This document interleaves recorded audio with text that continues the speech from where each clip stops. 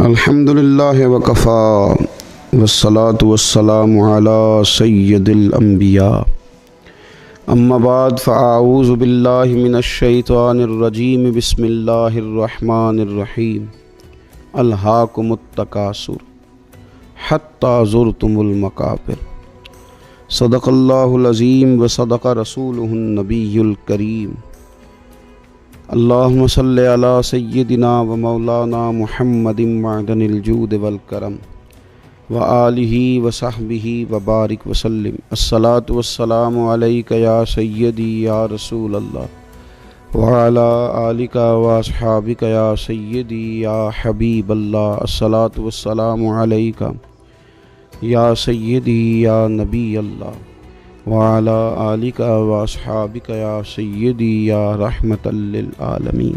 حمد و صلات کے بعد اللہ تبارک و تعالی نے انسان کو پیدا فرمایا ہے تو اس کے ساتھ کچھ ضروریات بھی وابستہ کر دی ہیں۔ اس کو بھوک لگتی ہے، اس کو سردی لگتی ہے، گرمی محسوس کرتا ہے۔ بھوک لگتی ہے تو روٹی کی طلب پیدا ہوتی ہے، اگر پیاس لگتی ہے تو اسے پانی کی طلب محسوس ہوتی ہے، سردی لگے تو اسے موٹے لحاف کی ضرورت ہے، گرمی میں محسوس کرتا ہے کہ مجھے ہوا کی ضرورت ہے، پنکھے کی ضرورت ہے۔ اللہ تعالیٰ نے انسان کے ساتھ ضروریات وابستہ کر دی۔ اگر یہ بالغ ہو گیا ہے تو اسے نکاح کی ضرورت ہے۔ ان ساری ضروریات کو اللہ تعالیٰ نے انسان کے ساتھ رکھا ہے، اور پھر دین اسلام نے ان ضروریات کو پورا کرنے کے جائز طریقے بھی ہمیں ارشاد فرمائے۔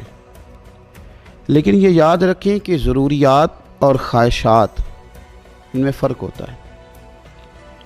ضروریات کو پورا کرنا، ضروریات کی طلب کرنا، ضروریات کے لیے رزق حلال کی تلاش کرنا، اس کو عبادت کہا گیا۔ آپ رزق حلال کی طلب کے اندر جب نکلتے ہیں تو اللہ کے دوست کہلاتے ہیں۔ ہاتھ پھیلانے کی ذلت سے بچنے کے لیے، ماں باپ کی خدمت کے لیے، اپنے بیوی بچوں کو رزق حلال کھلانے کے لیے اگر آپ محنت کرتے ہیں تو آپ کا وہ سفر راہ خدا میں شمار کیا جاتا ہے۔ لیکن یہ کہ اگر ضروریات سے معاملہ بڑھ جائے اور چیز خواہشات تک چلی جائے۔ خواہشات کیا ہیں؟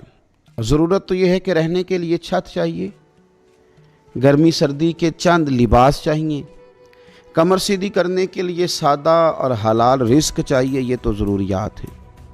خواہشات کیا ہیں؟ کہ ایک بہت بڑا بنگلہ، اس کے سامنے ایک بڑی گاڑی، اور مجھے کپڑے نہیں چاہیے بلکہ مجھے جدید سے جدید ڈیزائن چاہیے، مجھے نئے سے نئے ملبوسات چاہیے۔ فون سننے کے لیے موبائل کی ضرورت نہیں، بلکہ یہ کہ ہر نئے آنے والا ماڈل سب سے پہلے میرے پاس ہونا چاہیے۔ یہ خواہشات ہیں۔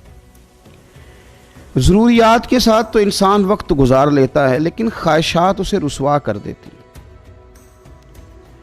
خواہشات کے پیچھے لگنے والا انسان وہ والا سفر شروع کرتا ہے جس کی واپسی کئی دفعہ بڑی مشکل محسوس ہوتی۔ وہ ایسی تھکاوٹ کا شکار ہو جاتا ہے جو اترنے کو تیار ہی نہیں ہوتی۔ کیوں؟ اس لیے کہ نفس بچے کی طرح ہوتا ہے۔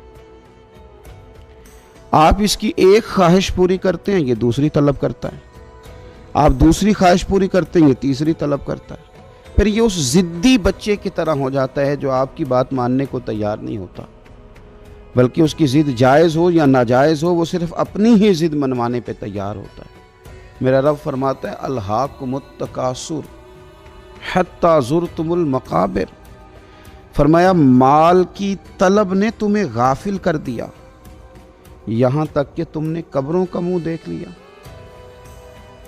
خواہشات کی طلب میں، مال کی طلب میں اتنا آگے بڑھے کہ وقت آ گیا قبر میں جانے کا، لیکن رہے غافل کے غافل۔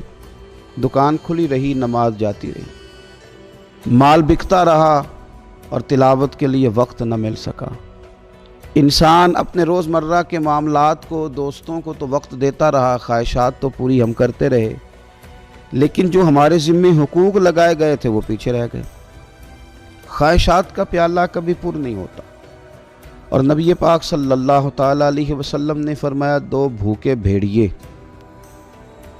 بکریوں کے ریوڑ میں چھوڑ دیے جائیں، اتنا زیادہ نقصان نہیں کرتے جتنی عزت کی طلب اور مال کی طلب انسان کے دین میں نقصان پیدا کرتی۔ مجھے پہچان لو، مجھے جان لو، میری عزت کرو، میں فلاں صاحب ہوں، یہ چیز دین کو بگاڑ کے رکھ دیتی۔ چاہے جانے کی خواہش، عزت کی خواہش، اور دوسرا مال کی طلب۔ پھر جب خواہشات بڑھتی ہیں نا، پھر جائز ناجائز سارا کچھ ہی انسان اکٹھا کر کے لے آتا ہے۔ تو اپنی خواہشات کو اگر کنٹرول میں رکھا جائے اور زندگی کو ضروریات کے ساتھ وابستہ کیا جائے، خواہشات کے ساتھ نہیں، تو پھر کئی دفعہ ایسا ہوتا ہے کہ کچھ لوگ 40 سال نہیں 10 سال بھی پردیس میں لگائیں تو گزارا چل جاتا ہے۔ اگر ہم اپنی خواہشات کو کنٹرول کر لیں اور ضروریات سے وابستہ ہو جائیں تو ہو سکتا ہے ہمارے والد کو اوور ٹائم نہ لگانا پڑے۔ اگر ہم خواہشات کو تھوڑا کنٹرول کریں، ضروریات کے ساتھ وابستہ ہو جائیں تو ہو سکتا ہے ہمارا بھائی پردیس میں نہ رہے، واپس آ جائے۔ خواہشات کا گھوڑا بے لگام ہے، بھرتا ہی نہیں۔ ایک بادشاہ کے بارے میں صوفیاء نے لکھا ہے کہ اس کا یہ دعویٰ تھا کہ میں سب سے طاقتور آدمی ہوں۔ اس کا گھمنڈ توڑنے کے لیے اللہ تبارک و تعالیٰ نے ایک بندوبست کیا۔ وہ گزر رہا تھا تو بہت سارے لوگوں سے کہہ رہا تھا اپنی کو خواہش بتاؤ میں پوری کر دوں۔ ایک فقیر فاقہ مست درویش غبار آلود سمجھ کر حکارت سے نہ دیکھ ان کو، انہی کی ٹھوکروں سے سلطنت بنتی اور بگڑتی ہے۔ وہ بھی بیٹھے تھے، مٹی کا پیالہ لیے، لکڑی کا پیالہ لیے۔ بادشاہ نے کہا بابا کوئی خواہش؟ فرمانے لگے میں نے اپنی خواہشات اپنے رب سے وابستہ کر لی۔ شام کو کچھ مل جاتا ہے اس پیالے میں ڈالتا ہوں اور میں کھا لیتا ہوں، اللہ تعالیٰ مجھے عافیت عطا کرتا ہے۔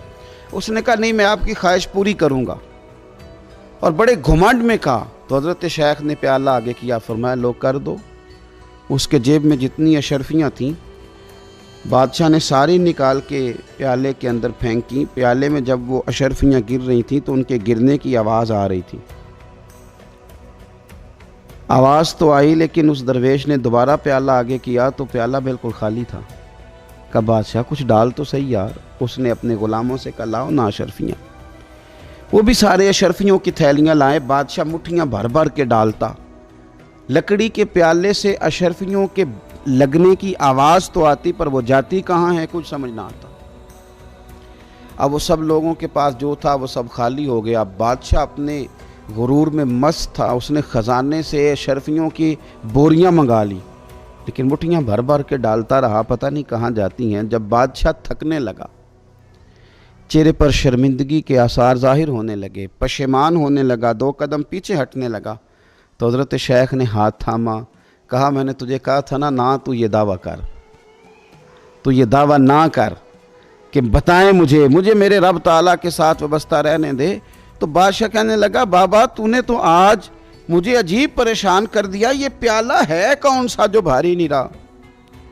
تو درویش کہنے لگے یہ انسانی خواہشات کا پیالہ ہے، یہ کوئی نہیں بھرا کرتا، نہ کسی بادشاہ کے خزانوں سے بھرتا ہے، نہ کسی ہیرے جواہرات سے بھرتا ہے، کیونکہ ایک خواہش کے بعد دوسری خواہش جنم لیتی ہے، ایک آرزو کے بعد دوسری آرزو۔ آج ہمارے کپڑے پرانے کب ہوتے ہیں؟ ان کا ڈیزائن ہی تو بدل جاتا ہے۔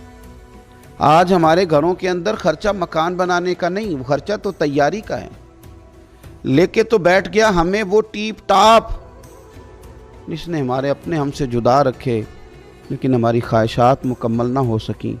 حضرت سیدنا حذیفہ بن یمان رضی اللہ تعالیٰ عنہ ارشاد فرمایا کرتے تھے خواہش ایک گھڑی کی ہوتی ہے لیکن بڑے لمبے غم میں مبتلا کر دیتی۔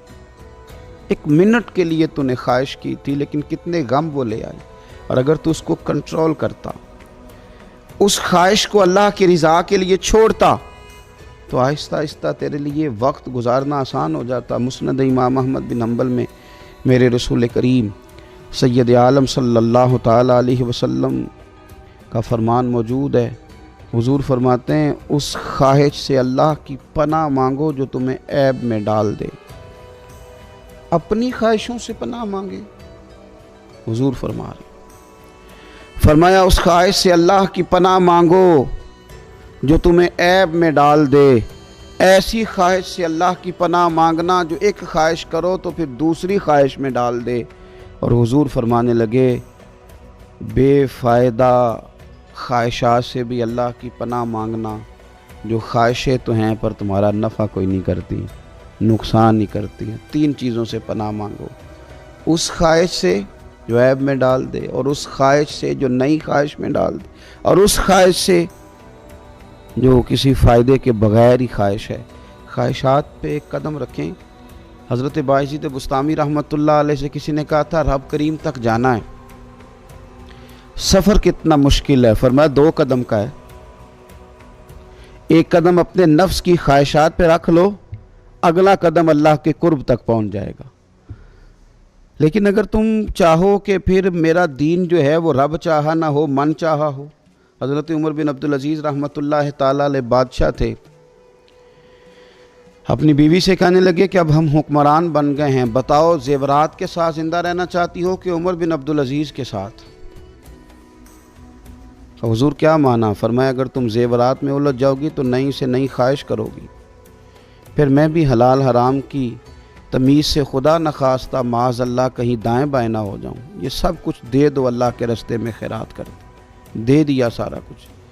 بادشاہ وقت کے بچوں نے پھٹے کپڑے پہنے، آخری وقت آیا تو بچوں کے ماموں نے آ کے حضرت عمر بن عبدالعزیز سے کہا آپ تو جا رہے ہیں لیکن آپ کے بچوں کے منہ میں تو کھانے کو نوالا کوئی نہیں، ان پہ تو غربت ہے، اور بادشاہ دنیا سے جا رہا اور بچوں کا یہ حال ہے۔ تو حضرت عمر بن عبدالعزیز رحمۃ اللہ علیہ نے بچوں کو بھی بلا لیا، فرمانے لگے پتر میں نے نہ اپنی خواہشات کو بھی کنٹرول میں رکھنے کی کوشش کی ہے اور تمہاری کو بھی، میں نے نہ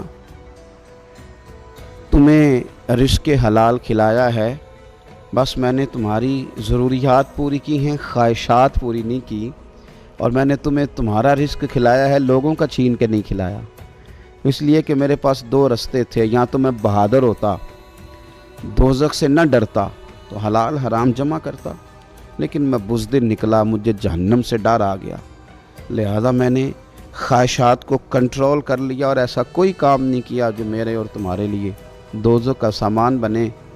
تو بچے اٹھ کے قریب گئے، شیخ عمر بن عبدالعزیز رحمۃ اللہ علیہ کا ہاتھ پکڑ کے چوما، کہ حضور ہم پرانے حکمرانوں کے بچوں کو بھی جانتے ہیں، جب وہ گزرتے ہیں تو لوگوں کی ترچھی نظریں ان پر تنقید کے تیر برساتی ہیں، اور آپ کی اولاد جب گلیوں سے گزرتی ہے تو لوگ جب آپ کو دعائیں دیتے ہیں تو محسوس ہوتا ہے ہم بڑے عظیم باپ کے بیٹے، ہمیں یہ غربتیں گوارا ہیں، ہمیں اپنی ضروریات کے ساتھ زندہ رہنا، ہم نے بلند و بالا بنگلے تو نہیں بنائے لیکن ہم نے دعائیں بڑی جمع کی ہیں، آپ نے ہمارے لیے ذخیرہ آخرت بڑا اکٹھا کیا ہے۔ تو آج کی اس گفتگو میں جو گزارش آپ سے کی پھر دہراتے ہیں، ضروریات کے ساتھ ضرور وابستہ ہوں، حقوق سارے ادا کریں، لیکن خواہشات کے پیچھے چلو گے تو یہ تھکا دیں گی، یہ ایسا جنگل ہے کہ جس میں کوئی رستہ میسر نہیں آئے گا، سڑک نہیں ملے گی، ہو سکتا ہے کسی کونے میں سفر کرنے والے ہلاک ہو جائیں لیکن خواہشات پوری نہ ہوں۔ عرش کا مالک ہماری مدد کرے اور ہمیں اللہ قناعت کی اور توکل کی توفیق عطا فرمائے۔ ستا اٹھ کے کوئی نہیں خوش ہوتا،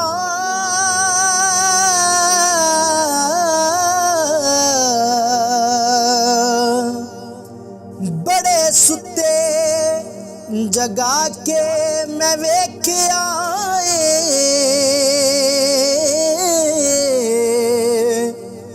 کتے جیا نہیں کوئی وفادار ڈٹھا، تے ٹکر سکا بھی پا کے ویکھ آئے۔